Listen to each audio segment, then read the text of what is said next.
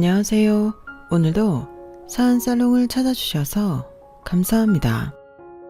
저는 올해 32살, 결혼한 지 딱 6개월 만에 밴댕이 소갈딱지보다 더 속 좁은 남편과 이혼한 은하정이에요. 세상 좋아 보이던 남편의 겉모습 때문에 이혼했다고 지인들에게 말을 꺼냈을 때 처음 듣는 말이 뭐였는 줄 아세요? 너 뭐 잘못한 거 있어? 세상 좋은 사람이 헤어지자고 말할 정도면. 그러면서 말끝을 흐리는 사람들이 한둘이 아니었어요. 타인을 배려한다고 회사 내에서도 소문났었기에 이혼했다는 소리가 남편 입에서 나온 순간 다들 지레짐작으로 제가 잘못한 줄 알았고요. 너 반전 영화 좋아해? 내가 왜 이혼했는지 알면 너 깜짝 놀랄걸? 아니, 그 인간이 다시 보일 거다. 뭘 알고나 말해. 그럴 때면 전 너무 당연하게 제가 아니라 남편 때문이라고 말하며 빛 좋은 개살구일 뿐이라고 치부하죠. 그리고 남편의 본성, 본색을 말하는 순간 정말? 하면서 그럴 리가 있냐고 묻는 사람들의 눈빛은 점점 공감으로 바뀌며 그동안 했던 행동들을 다시 되돌아보더라고요. 그리고 제가 그동안 생각했던 부분들이 틀렸다는 걸 새삼 깨닫게 되기도 했었네요. 예전에 TV에서 70이 넘어서도 활발하게 방송하는 연예인이 나왔었는데요. 젊을 때 대비해 40년 넘게 꾸준하게 일을 할 수 있던 비결을 묻더라고요. 그때 그 연예인이 했던 말이 손해보면 된다는 거였어요. 이해되세요? 다들 자기 밥그릇 챙기지 못해 안달이고 손해보는 사람은 바보라고 말하는 세상에서 말이에요. 저 역시 그 답변을 한 귀로 듣고 한 귀로 흘려보내면서 말도 안 된다고 생각했죠. 그걸 예상이라도 한 듯 요즘 MZ세대를 저격해서 이런 말도 하셨어요. 요즘 젊은 사람들 절대 손해 안 보려고 하는데 그러면 안 돼요. 지금은 내가 좀 손해보는 것 같아도 결국 다 돌아서 내게 돌아오게 되어 있거든요. 오히려 더 많은 것을 받을 수 있는데 지금 눈앞의 이득으로 모든 걸 뺏길 수 있다는 것을 알아야 해요. 알 수 없는 그 말을 이해하게 된 건 아이러니하게 이혼하면서부터였어요. 백문이 불여일견이라고 남편을 보고 나니 어떤 말인지 알게 되었고 다른 사람도 아니고 한 입을 덮고자 하는 부인에게까지 이렇게 한다면 정말 이건 이혼이 답이라고 생각했죠. 근데 웃긴 건 뭔 줄 아세요? 이혼 이야기가 제 입이 아닌 전 남편이라는 작자에게서 나왔다는 점이에요. 어이없었지만 덕분에 이혼은 쉬웠지만요. 왜 그런 인간이랑 결혼을 했냐고 물으신다면 모든 남자들이 연애 땐 그런 모습을 안 보인다는 핑계 아닌 핑계를 대고 싶네요.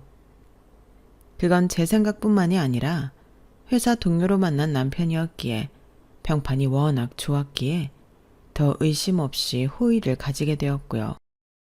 그건 어릴 때 엄마의 말씀이 크게 작용했기 때문인 것 같아요.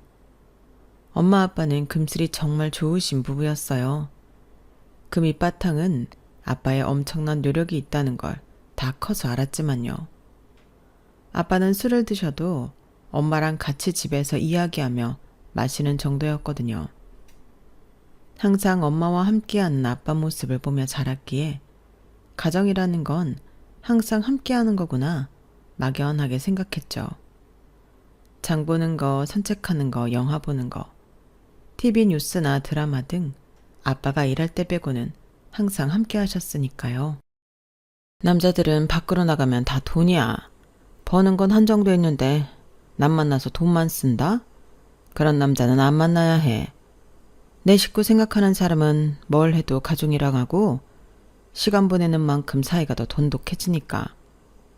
자식들 다 크면 결국 남는 게 둘인데 밖으로만 돌고 밖에서 남한테 돈 쓰는 남자는 절대 만나면 안 돼. 알았어? 더도 말고 덜도 말고 딱 네 아빠 같은 사람만 만나. 엄마는 항상 아빠 같은 남자를 만나라고 틈만 나는 대로 저에게 말씀하셨어요. 큰 돈을 벌고 밖에서 바쁘게 생활하는 사람보다 적당히 벌더라도 가족 위할 줄 알고 가족을 위해 돈 쓰는 사람이 문제도 없고 진짜 좋은 남자라고요. 그렇게 행동으로 보여주시는 부모님 밑에서 자랐으니 당연히 그런 사람을 만났다고 생각했던 거예요. 아빠 이야기가 나왔으니까 짧게 이야기하자면 아빠는 구민회관 같은 곳에서 강사로 일하셨어요. 어르신 대상으로 노래교실 같은 걸 하셨는데 워낙 말솜씨가 좋으셔서 항상 인기 강자 중 하나셨죠. 큰 돈벌이는 안 되는 것 같았지만 그래도 가난하게 살진 않았던 것 같아요. 1년에 몇 번씩 가족여행도 가고 몇 년에 한 번은 해외여행도 다녀올 정도였으니까요. 엄마가 명품을 좋아하시는 것도 아니었고 아빠가 특별한 취미가 있거나 그래서 씀씀이가 해프셨던 것도 아니셨어요. 앞에서 언급했던 것처럼 소소한 즐거움으로 사는 가정에서 자랐기에 저 역시 그런 생각들이 자연스럽게 자리 잡았죠. 검소하게 자란 만큼 동요심이 당했던 것 같아요. 어릴 때부터 아빠 같은 사람을 만나라는 엄마 말을 들으며 은연중에 내 가정을 생각하게 되었고 그건 결국 대학교에 들어가서 알바를 하며 내 용돈벌이로 살게 만들더라고요. 어렴풋 부모님 인생과 내 인생을 구분했던 것 같아요. 그래서 남편을 만났을 때 강한 끌림이 있었고요. 남편은 우선 같은 회사의 다른 부서 사람이었는데 워낙 평판이 좋아서 회사 내에서 모르는 사람이 없을 정도였어요. 왜 그런 사람 있잖아요. 서글거리고 배려의 아이콘이라 불려서 윗사람 아랫사람 다 좋아하는. 남편이 그런 사람이었거든요. 그러다가 회사 도서관에서 책을 빌리는 날 우연히 마주치면서 눈인사를 하게 되었어요. 저는 남편 소문을 듣고 어떤 사람이라는 걸 알고 있었고 남편은 저에 대한 소문을 듣지 못했지만 인원수가 50명 정도 되는 회사였고 둘 다 대리급이니 안면은 알고 있었거든요. 그런데 인연이 되려고 그랬는지 신기하게 책을 빌리고 반납하는 시간이 비슷해서 어느 순간부터 겹치는 날들이 많았어요. 일주일 중, 하루 중 그렇게 확률을 좁혀간다면 결코 쉬운 일은 아니잖아요. 또 뵙네요. 지난번 책 벌써 다 읽으셨어요? 네, 생각보다 재밌어서 금방 읽히더라고요. 와, 책 읽는 거 되게 좋아하시나 봐요. 꽤 두꺼웠는데. 두껍긴 한데 문체가 어렵지 않았어요. 술술 읽히던걸요. 소설책 좋아하시면 한번 보세요. 제법 재밌어요. 그러다 보니 어느덧 가볍게 인사하던 사이에서 책 이야기를 하던 사이로 주말에 무엇을 하냐는 질문으로 이어지면서 자연스레 연인으로 발전하게 되었죠. 생각보다 비슷한 점들이 많았기에 더 빠르게 가까워졌던 것 같아요. 취미는 책 읽기나 집에서 영화 보기든 큰돈 들이지 않고 소소하게 할 수 있는 취미를 가졌더라고요. 저 역시 그런 걸 선호하는 편이었고 막연하게 결혼한다면 엄마 말처럼 큰돈 안 쓰는 취미를 가진 사람과 한다고 생각했으니 저는 더 빠르게 빠지게 되었죠.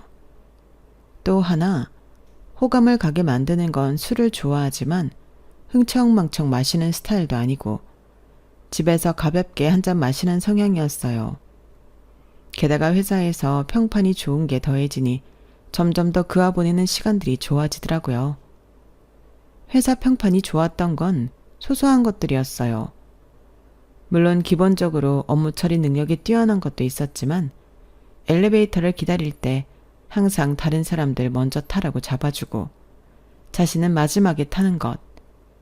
회식을 하면 앞에서 기다리고 있다가 안쪽부터 채우고 자신은 맨 마지막에 앉는 등 항상 타인을 배려한다고 매너 좋다고 평판이 정말 좋았던 거예요. 그런데 웃긴 건 그 모든 게 다 짜여진 각본이라는 점이에요. 제가 처음에 반전 이야기한 거 아시죠? 남들이 좋다고 봤던 이런 작은 부분들이 완전히 자기 편하자고 한 행동이었기 때문이에요. 저야 이혼까지 가면서 그 속내를 속속들이 알았으니 그런 행동들이 다 자기를 위한 행동이라는 걸 알지만 아직까지도 그럴 리 없다며 남편의 행동에 의미를 두는 회사 직원들이 있더라고요. 그래서 이렇게 사연으로 그 남자의 실체를 낱낱이 파헤쳐 주려고요. 우선 앞에 두 가지 일에 대한 반전을 알려드리면 엘리베이터를 잡아주는 건 맨 마지막에 타면서 자신이 문 앞 편한 자리를 차지하려는 속셈이었어요. 어떻게 아냐고요? 결혼 후엔 한 번도 저와 있을 때 그런 적 없거든요. 실제로 남편이 회사에서 문을 잡아주면 사람들이 남편 탈 때 오히려 더 안쪽으로 들어가면서 고마우니 자리를 더 만들어주려고 했고요. 회식 때 안쪽부터 자리를 채운 건 주방과 가까운 곳이 음식 리필도 쉽고 화장실 가기도 쉬우며 조용히 일어나 먼저 집으로 가기도 수월했다는 점이죠. 이런 실체를 제가 다 알아버렸는데 제가 아닌 남편 입에서 이혼하자는 소리가 먼저 나왔으니 얼마나 황당했겠어요. 하지만 저 역시 반전의 여왕이라고 한방 시원하게 먹여서 아쉬운 점은 없지만요.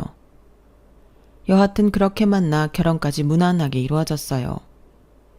남편은 저보다 3살 많았는데 나이가 둘 다 어리지 않으니 결혼까지 생각하게 되었고 회사 사람으로 주변 평판이 둘 다 좋았으니 결혼을 생각하는 건 어렵지 않았던 거예요. 부모님이 강사일 하시면 그래도 수입이 있으신 거네? 오빠네 부모님은 뭐 하시는데? 엄마는 집에서 살림하시고 아빠는 경비원 하셔. 다행이다. 우리 아빠만 일하는 게 아니라 장인어른들 분도 일하셔서. 요즘 아이 하나만 낳아도 뒷바라지 하는데 돈 많이 든다는데 적어도 부모님 부양하는 부담감은 없겠어. 결혼 전 이런 말이 오갔을 때도 이상하다고 생각하지 못했던 건 현실적인 부분이었기 때문이에요. 하지만 결혼식을 올리고 신혼집에 둘이 함께 사는 순간부터 서서히 이 남자 뭐지? 싶은 포인트들이 하나둘 생기기 시작했죠. 신혼집은 엘리베이터 없는 4층 빌라에서 시작했어요. 둘 다 대리급으로 돈을 빌리면 빌릴 수 있지만 무리해서 좋은 집을 빌리고 이자를 갚아나가는 게 의미 있나 싶었거든요. 그래서 대출하지 않는 선에서 구하다 보니 상대적으로 엘리베이터가 없는 빌라가 저렴했죠. 둘 다 합리적인 걸 추구하는 성격이었기에 초기에 집을 구하고 생활하는 것조차 신혼의 로망이라고 생각하고 지냈어요. 하지만 오래가지 못했던 건 첫 배달 음식을 주문하고 나서였죠. 그동안 집 정리하고 밖에서 사 먹고 들어오고 야근하느라 같이 여유를 부리는 날이 없었거든요. 그래서 그날 처음 치맥 한잔하며 축구 경기를 보자고 했던 날이었어요. 나 1층 내려갔다 올게. 왜, 편의점 가게? 아니, 4층인데 엘리베이터도 없으면 배달기사한테 미안하잖아.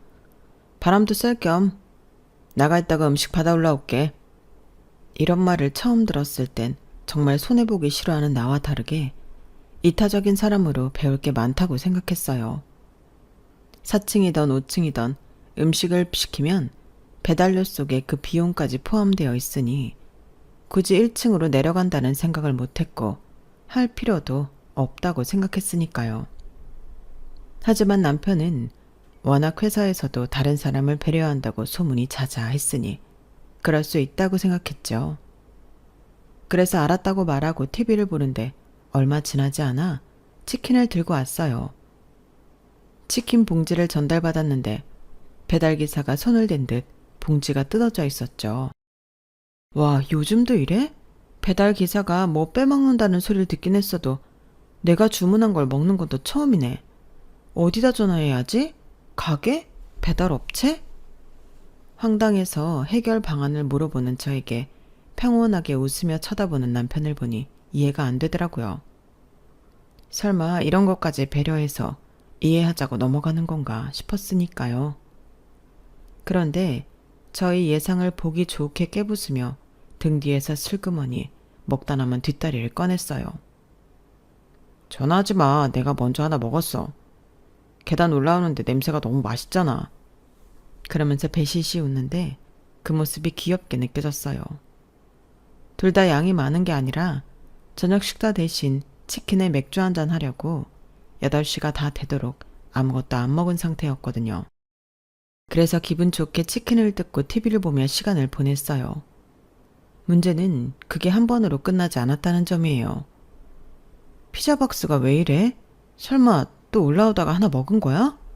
오, 냄새가 너무 맛있잖아. 그리고 진짜 금방 만들어서 방금 왔나 봐. 치즈가 얼마나 뜨겁던지 먹다가 입천장 데일 뻔했다니깐? 그러면서 웃는데 피자 소스가 앞니빨 사이에 껴있는 거예요. 그런 걸 알 리 없는 남편은 여전히 자신이 뭘 잘못했는지 모른 채 웃는데 슬슬 짜증이 났죠. 그렇다고 매번 올라오면서 먹으면 어떡해.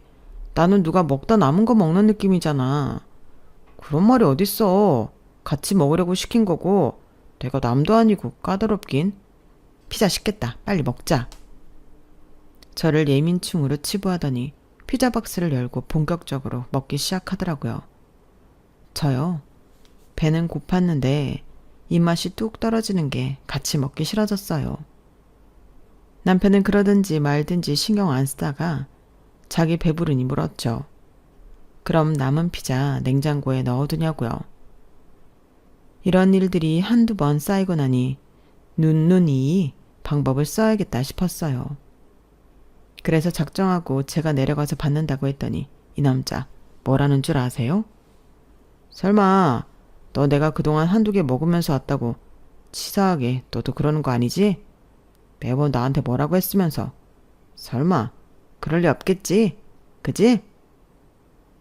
그때 제 표정을 보여드리고 싶은데 보여드릴 수가 없어 아쉽네요.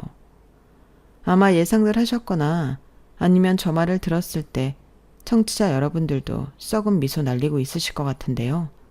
저도 그랬답니다. 아, 이 사람은 더 이상 말할 가치가 없는 거구나.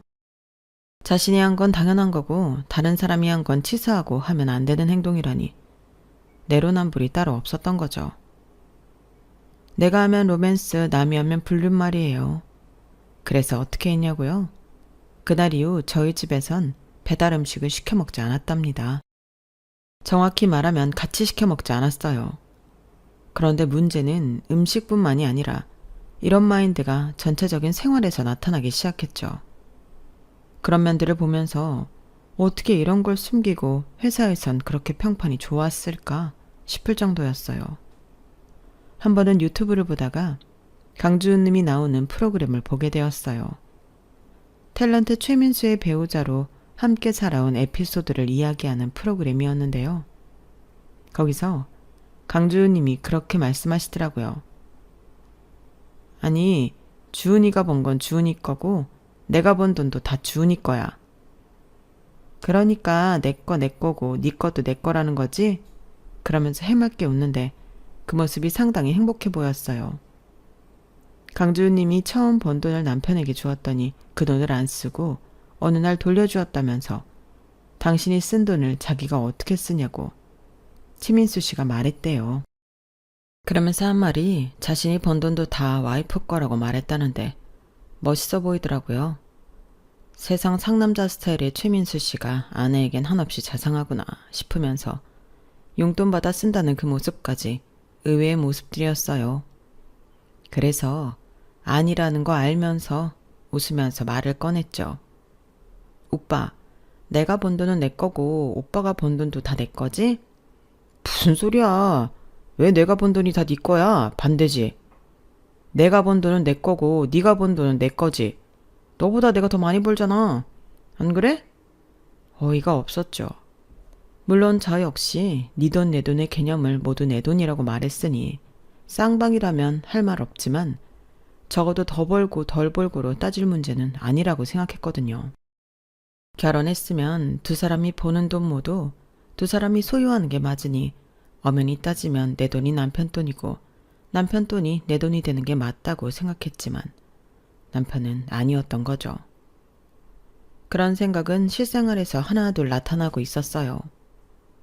제 돈으로 산 물건들은 저에게 허락받지 않고 마구 사용했는데 사실 같은 공간에서 사용하는 거고 남편이 남도 아니니 저는 크게 신경 안 썼어요. 오빠 드라이기 썼어? 그거 비싼 거라며? 그래서 나도 좀 썼어. 왜? 아까워? 누가 아깝대? 사용했으면 내 화장대 서랍에 다시 넣어줘야지. 사용하려고 보면 없으니까 묻는 거잖아. 네 화장대 서랍이 없으면 화장실에 있겠지. 그거 좀 움직이기 귀찮아서 그래? 가져다 줘. 자, 여기 있어. 나처럼 자상한 남편도 없다. 마누라 드라이기도 가져다 주고. 그치? 대꾸할 가치를 못 느꼈어요. 아니, 아무리 한 집에 사는 사람이라도 자신 물건이 아니라 다른 사람 물건을 사용했으면 사용하고 제자리에 두는 게 상식 아닌가요? 그런데 이 남자한테는 아니더라고요. 오히려 비싼 걸 사용해서 아깝냐는 둥. 멀리 둔 것도 아니고 잊어버린 것도 아닌데 그거 가지러 가는 게 귀찮냐는 둥. 오히려 저를 이상한 사람으로 몰았으니까요. 이런 일이 반복되면 어떤 느낌이 드는 줄 아세요? 처음엔 이렇다 저렇다 말하며 아니라는 걸 말하고 싶지만 자꾸 쌓이다 보면 무기력하게 아무 말도 하고 싶지 않아져요.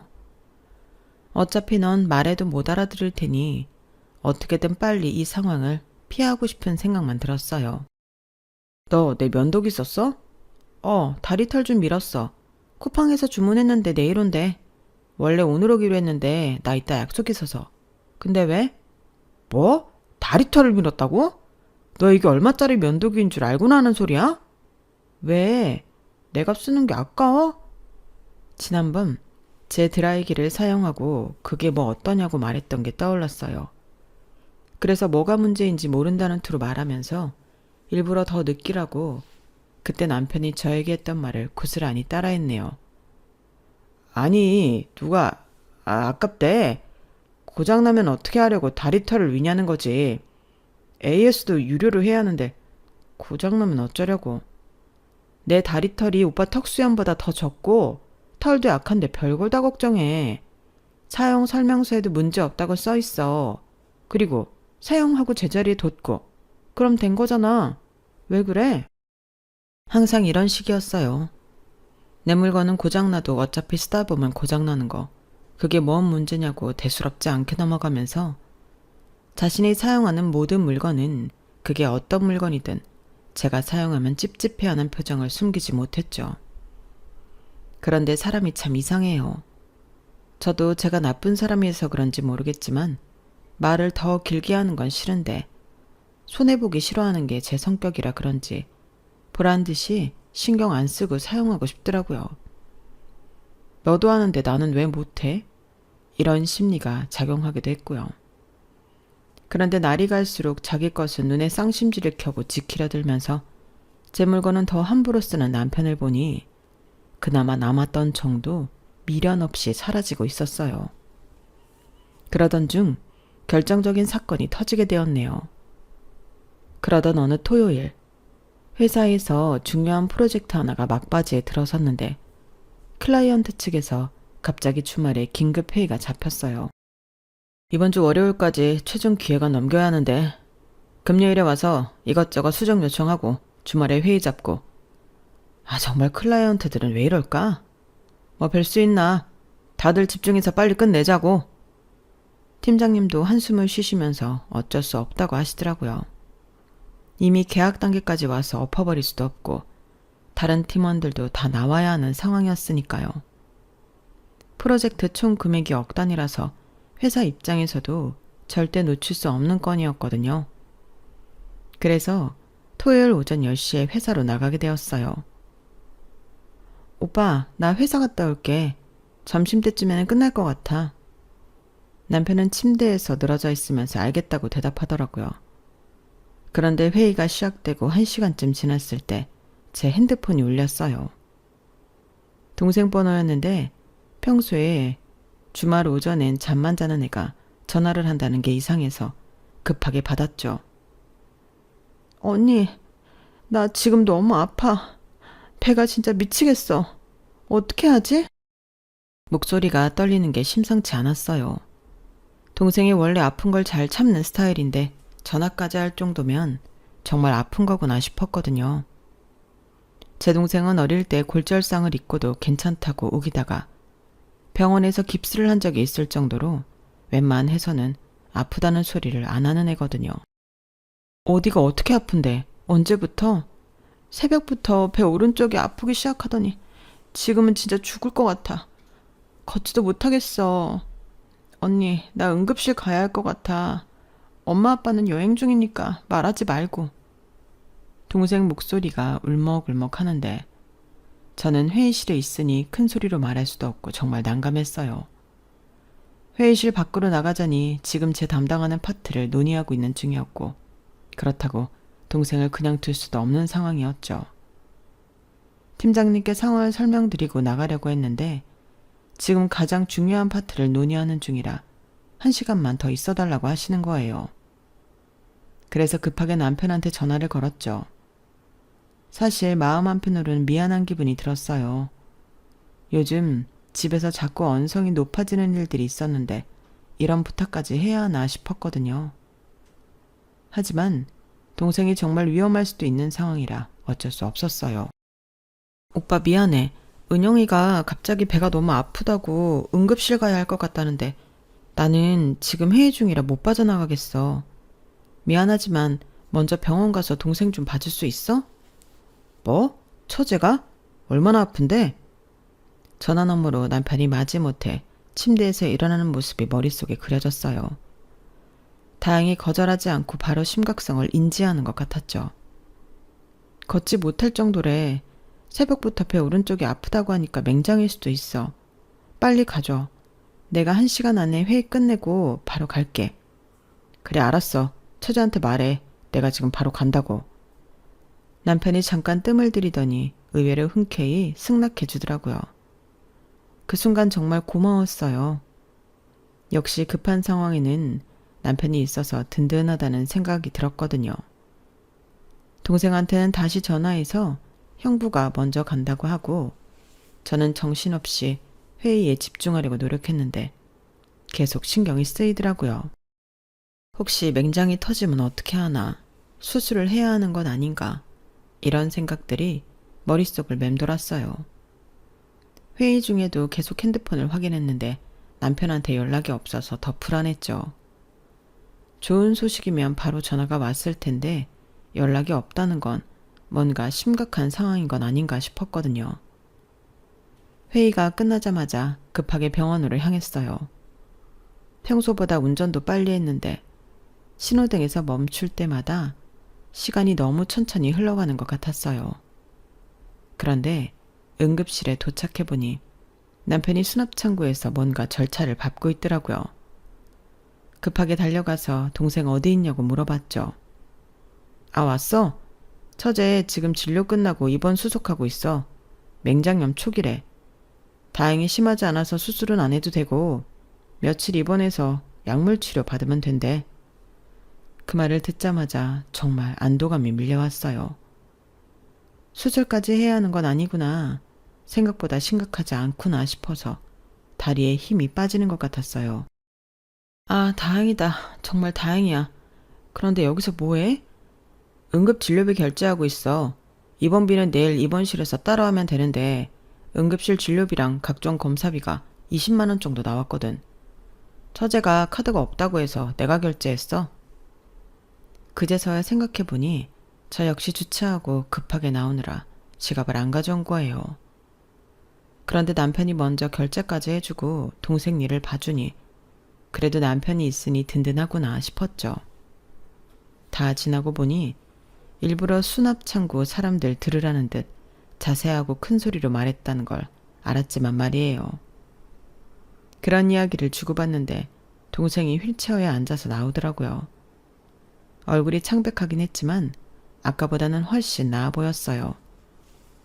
언니 왔어? 나 형부 덕분에 살았어. 형부 아니었으면 진료비도 못 내고 진짜 큰일 날 뻔했어.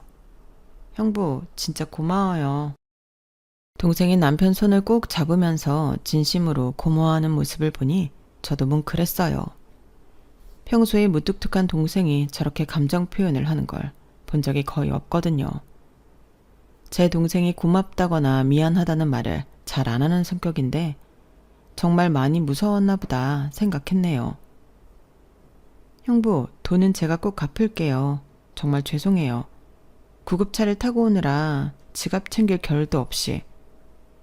동생이 진짜 미안한지 눈물까지 글썽이는 걸 보니까 저도 코끝이 시큰해졌죠. 갚을 거 없다고 제가 말하려는데 남편이 먼저 말해버렸어요. 처제, 그런 걱정 말고 아픈 거 나 신경 써. 고작 20만 원 가지고 뭔 소리야. 형부가 그만한 능력도 없어 보여? 아프지나 마. 알았지? 남편이 동생 머리를 쓰다듬으면서 정말 다정하게 말하더라고요. 그 모습을 보면서 조금 쪼잔한 면이 있긴 해도 정말 가족에겐 한없이 따뜻한 사람이구나 싶었어요. 그동안 쌓았던 감정이 신기하게 가족한테 잘하는 모습을 보니 흐려지는 듯 했죠. 동생을 병실까지 데려다주고 간호사님께 주의사항을 들은 다음에 저희는 집으로 향했죠. 병실에서 나올 때까지도 남편은 정말 세심하게 동생을 챙기더라고요. 물 떨어지면 바로 채워주고 베개 높이도 조절해주고 말이에요. 그렇게 기분 좋게 차에 탔는데 남편이 갑자기 작게 중얼거리기 시작했어요. 무슨 말인지 알아들을 수 없이 작게 했는데 저를 의식했는지 아니면 일부러 들으라고 말하는지 모르겠지만 점차 커지더니 선명하게 들렸어요. 아이씨 진짜. 뭐라고 했어? 아니야, 아무것도 아니야.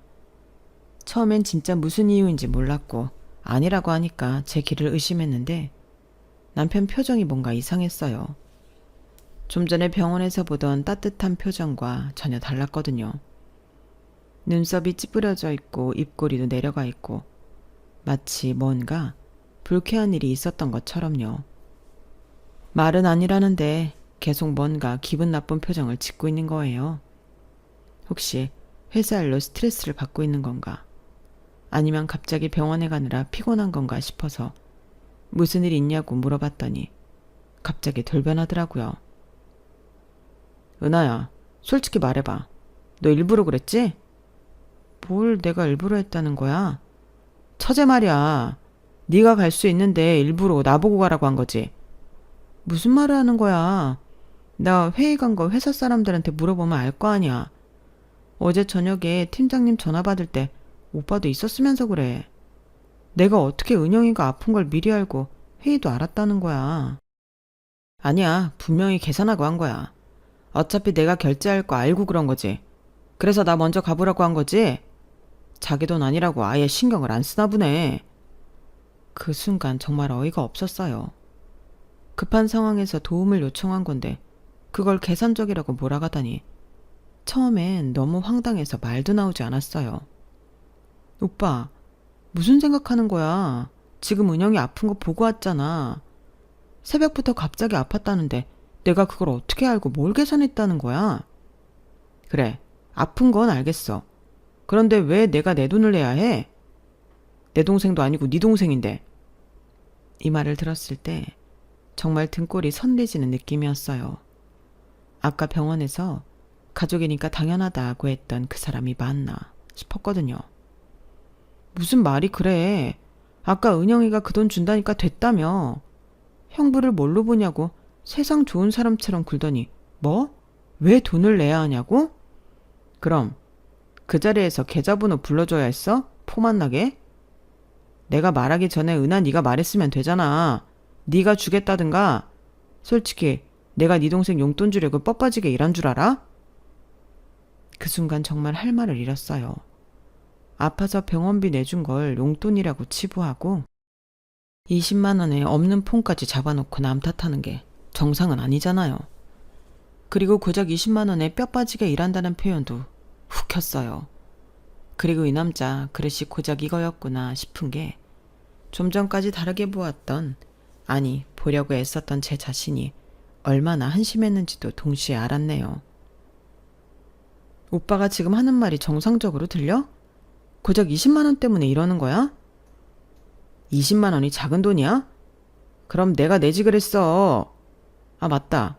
처제주 너도 똑같이 작정한 건 아니지만 정말 우연히 둘 다 지갑이 없었지? 남편이 점점 목소리를 높이면서 마치 제가 사기를 친 것처럼 몰아가더라고요. 차 안의 분위기가 순식간에 얼어붙었어요. 야 진짜 미쳤나? 내가 언제 계산하고 그랬다고? 미쳤다고? 네가 미친 거 아니야? 자기 가족 챙기려고 남 돈 쓰는 게 당연하다고 생각하는 게? 내가 니네 가족 ATM이야? ATM이라는 표현을 들었을 때 정말 기가 막혔어요. 결혼해서 가족이 된 사이인데 급한 상황에서도 20만 원 때문에 이런 말을 하다니. 그것도 아까까지 동생 앞에서는 그렇게 자상한 형부 행세를 하더니요. 20만 원 계좌이체로 바로 보내줄게. 저는 더 이상 거론할 가치도 없다고 생각해 차가운 말투로 핸드폰을 켜고 은행 어플에 들어갔어요. 그런 게 문제가 아니라 마인드가 문제라고. 너 같은 사람이랑은 정말 못 살겠어. 그런데 그런 제 모습을 보는 남편이 선 넘는 말을 먼저 꺼냈죠. 그래? 그래서 어쩌자고. 이혼해. 정말 단칼에 말하더라고요. 조금도 망설임 없이 말이에요. 좋아. 저도 바로 대답했어요. 더 이상 이런 사람과 함께 있고 싶지 않았거든요. 네가 결혼하면서 문제를 일으킨 거니까 위자료 같은 건 당연히 없는 거 알지? 깔끔하게 갈라서자. 알겠어. 그렇게 하자. 그렇게 빠르게 협의 이혼이 진행되었네요. 자녀가 없으니까 1개월 숙려 기간을 거쳐야 한다고 하더라고요. 그동안 재산 분할이 이루어졌는데 생각보다 간단했죠. 전세 보증금이 1억 4천만 원, 그리고 결혼하면서 산 TV나 냉장고 같은 기본 가전제품들이 1,000만 원 정도였는데 이걸 반반 나누기로 했어요. 각자 월급은 각자 통장에서 관리하고 생활비도 거의 반반씩 냈으니까 따로 나눌 것도 없었고요. 1개월 숙려기간이 끝나고 최종 이혼 확정이 났을 때 정말 후련했어요. 어디 가서 이런 이유로 이혼했다는 걸 밝히기 창피할 정도로 2번 다시 이 인간과 상종하기 싫었네요. 이혼이 모두 정리되고 나서 저는 회사 근처로 이사를 했어요. 그동안 남편과 함께 살던 빌라에서 나와서 새로운 시작을 하고 싶었거든요. 마침 회사에서 도보로 10분 거리에 괜찮은 곳이 나와서 바로 계약했죠. 새 집은 주상복합 아파트 30평대였는데 이전 빌라와는 비교할 수 없을 정도로 쾌적하고 좋았어요. 엘리베이터도 있고 보안도 좋고 무엇보다 출퇴근이 너무 편해졌죠. 이혼 후 새 출발이라는 상징적인 의미도 있었고요. 그런데 이사한 지 한 달쯤 되었을 때 회사에서 큰 프로젝트가 막바지 단계에 접어들면서 연일 야근이 계속되었어요. 밤 11시, 12시는 기본이고 새벽 2시까지 일하는 날도 있었거든요. 아, 진짜 집에 가서 씻고 자고 싶은데 내일 또 9시 출근이야. 이러다 죽겠네. 나도 집이 멀어서 지하철 망차도 끊어졌어. 택시 타고 가면 3만 원인데 차라리 찜질방에서 자고 올까? 여직원들끼리 이런 이야기를 하고 있는데 갑자기 이사한 집이 회사와 정말 가깝다는 게 생각이 났어요. 아, 맞다. 우리 집에서 씻고 좀 쉬다 갈래? 나 이제 회사 앞에 살거든. 걸어서 10분이야. 정말? 신혼 지 뭐든지 1년도 안 된 거 아니야? 가도 돼? 김 대리님 집에 계신 거 아니야? 없어. 자세한 건 가서 얘기해 줄게. 가자. 그래서 여직원 4명이 함께 제 집으로 향했어요. 다들 야근에 지쳐서 정말 고단해 보였거든요. 그런데 제 집 앞에 도착하자마자 동료들이 깜짝 놀라더라고요. 어? 대리님 여기 살아요? 여기 되게 좋은 곳 아니에요? 와, 주상복합이네. 여기 집값 비싸지 않아? 진짜 좋다. 회사도 가깝고 시설도 부럽다. 저는 그냥 웃으면서 그냥 운 좋게 구했어 라고 대답했는데 집 안에 들어가자 또 한 번 놀라더라고요. 대리님, 인테리어 진짜 예뻐요. 이거 다 새로 했어요? 아니, 전 주인이 하던 대로 그냥 살아. 급하게 이사 오느라 인테리어하고 뭐 그런 시간이 없었거든. 급하게요? 왜요?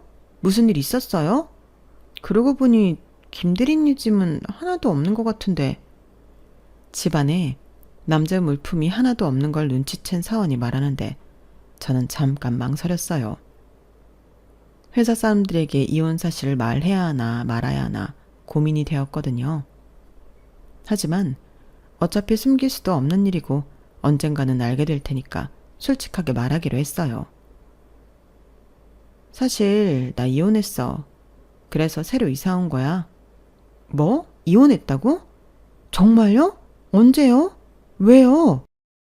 동료들이 일제히 놀라면서 질문을 쏟아내더라고요. 저는 간단하게만 설명했어요. 얼마 전에 협의 이혼했어. 성격 차이랄까. 뭐 그런 거야. 자세한 건 말하기 좀 그래. 아, 그랬구나. 힘들었겠다. 그래도 새 집도 되게 좋아 보여요. 다들 자세히 묻지 않고 이해해주는 분위기였어요. 그렇게 샤워도 하고 잠깐 쉬다가 다음날 출근했죠. 그런데 며칠 후 정말 예상치 못한 일이 벌어졌어요. 제가 사무실에서 업무를 보고 있는데 갑자기 전 남편이 회사로 찾아온 거예요. 은하야, 나 좀 보자. 사무실 입구에서 큰 소리로 제 이름을 부르는 바람에 사무실 전체가 다 조용해졌어요. 다들 무슨 일인가 싶어서 쳐다보고 있었죠. 뭐 하는 거야? 여기 회사인데. 저는 당황하면서도 최대한 조용히 말했는데 전 남편은 전혀 신경 쓰지 않고 계속 큰 소리로 말하더라고요. 야, 너 소문 좀 잠재워. 사실대로 말해. 네가 해명해 줘야 할 거 아니야. 무슨 소문? 무슨 말을 하는 거야? 내가 바람 피워서 위자료 많이 줬다고. 그래서 네가 좋은 집 샀다고. 이게 다 무슨 소리야? 그 순간 정말 어이가 없었어요. 무슨 말인지도 모르겠고 왜 갑자기 이런 소리를 하는지도 이해가 안 갔거든요. 나 그런 소리 한 적 없는데? 누가 그런 말을 했는데? 회사 사람들이 다 그렇게 말하고 다녀. 네가 집 보여주면서 위자료를 샀다고 했다며? 그제서야 무슨 일인지 알 것 같았어요. 며칠 전에 동료들이 제 집에 왔을 때 이혼 사실과 새 집을 보고 나서 뭔가 오해를 한 것 같았어요. 사무실 동료들이 하나둘씩 모여들기 시작했어요. 다들 수근거리면서 상황을 지켜보고 있었죠. 갑자기 좋은 집으로 어떻게 이사 갔겠어? 집들이 때 봐서 알잖아. 빌라에서 주상복합. 차이가 나도 너무 나잖아. 그래, 나도 들었어. 위자료 많이 받았다고. 바람만 핀 게 아니라 애를 숨겼다는 소리도 있던데? 이런 소리들이 여기저기서 들리기 시작했어요. 남자 직원들까지요. 전 남편은 더욱 흥분해서 목소리를 높였어요. 야, 네가 잘못해서 우리가 이혼한 거잖아. 왜 내가 바람 폈다고 거짓말을 해? 나 그런 말 안 했어. 그리고 당신이 먼저 이혼하자고 했잖아. 그럼 뭐야? 숨겨둔 남자라도 있었던 거야? 그렇지 않고서야 네 월급으로 무슨 수로 주상복합 30평에 살아? 돈 많은 남자 만났지? 사실대로 말해. 괜히 나만 이상한 사람 만들지 말고. 정말 기가 막혔어요. 자기가 20만 원 때문에 이혼하자고 해놓고 지금 와서 제가 바람을 폈다는 식으로 몰아가는 꼴이 우스웠죠. 주위에서 웅성거리는 소리가 점점 커졌어요. 그러게, 갑자기 좋은 집으로. 뭔가 있었나 보네. 조용히 해봐요. 당사자가 말하잖아요. 저는 더 이상 참을 수가 없었어요. 이런 식으로 오해받고 싶지 않았거든요. 다들 오해가 있으신 것 같은데 이 자리에서 진실만 말할게요. 그 집은 저희 아빠가 사주신 거예요. 뭐? 아버님이? 무슨 돈으로? 다른 사람은 속일 수 있어도 나는 못 속여. 말이 되는 소리를 해. 왜? 사람들 많은 데서 기둥서방이라도 붙잡았다는 소리 창피한 건 아나 보지? 전 남편이 믿을 수 없다는 표정으로 말을 잇지 못했어요. 저는 단호하게 말을 이어갔어요. 사실 아빠가 작곡가세요. 사무실이 순간 조용해졌어요. 다들 깜짝 놀란 표정으로 저를 쳐다봤죠. 작곡가? 네, 90년대부터 활동하신 작곡가세요. 히트곡이 한두 개 있긴 하지만 준히트를 친 곡들이 꽤 많아요. 특히 노래방에서 계속 불리는 곡들이 있어서 꾸준한 저작권료 수입이 있거든요. 전 남편의 얼굴이 점점 창백해지기 시작했어요. 그리고 CF 음악이나 드라마 OST도 많이 작업하셔서 다양한 루트로 수입이 발생해요. 저작권료라는 게 한번 만들어 놓으면 계속 들어오는 거잖아요. 오해하실까봐 오해 없으라고 자세하게 말하는 거니까 그냥 한 귀로 듣고 한 귀로 흘려주세요. 말도 안 돼. 그런데 왜 우리 결혼할 땐 아무것도 안 도와주시고 그 말을 지금 믿으라고? 남편의 말을 무시한 채 전 회사 사람들을 보며 계속 말을 이어갔죠. 제가 이혼한다고 하니까 아버지가 큰맘 먹고 사주신 거예요. 제가 잘 되길 누구보다 바라셨던 분인데 쪼잔한 남편 만나 동생 병원비 20만 원 낸 걸로 생색냈다는 이야기 들으시곤 어디 가서 기죽지 말고 살라고요. 주위에서 동료들이 웅성거리기 시작하더라고요. 작곡가라니 부럽다. 저작권료는 사후 70년까지 보호라는데 은들이 이제 돈 걱정 없겠네 등등. 좀 전까지 저희 결혼이, 이혼이 이슈였다면 이제 저희 아빠 직업이 이슈로 떠오른 거죠. 전 남편은 그 소리를 들으면서 점점 얼굴이 하얗게 변해갔어요. 그러더니 갑자기 다리에 힘이 풀렸는지 털썩 주저앉아 버렸죠. 그러더니 또 알 수 없는 말을 중얼거리고 있더군요. 말도 안 돼. 고작 20만 원 때문에 내가 내복을 쳤다니. 희미하게 들리는 전 남편의 말은 끝까지 이기적이고 치사한 전 남편다웠네요. 남편은 결국 회사를 그만두게 되었어요. 초반에 이야기했던 배려 있는 모습들이 사실은 이기적인 행동이었다는 게 밝혀지고, 제가 이혼한 진짜 이유도 회사 사람들이 알게 되면서 더 이상 설 자리가 없어진 거죠. 엘리베이터를 잡아줬던 것부터 회식 자리 등 사람들이 그동안의 남편 행동들을 다시 되짚어보기 시작했거든요. 한번 의심이 생기니까 모든 게 다르게 보이는 거예요. 그렇게 쌓아올린 이미지가 하루아침에 무너져 버린 거죠. 그 후 남편은 다른 회사에 이력서를 냈지만 남편이 하는 일이 좁은 바닥이라 한 달이 건너면 다 아는 사람들이에요. 소문이 이미 퍼져서 서류 전형에서부터 계속 탈락하고 있다고 하더라고요. 뼈 빠지게 번다던 그 20만 원도 이제 못 벌게 생겼어요. 인생 정말 아이러니하죠.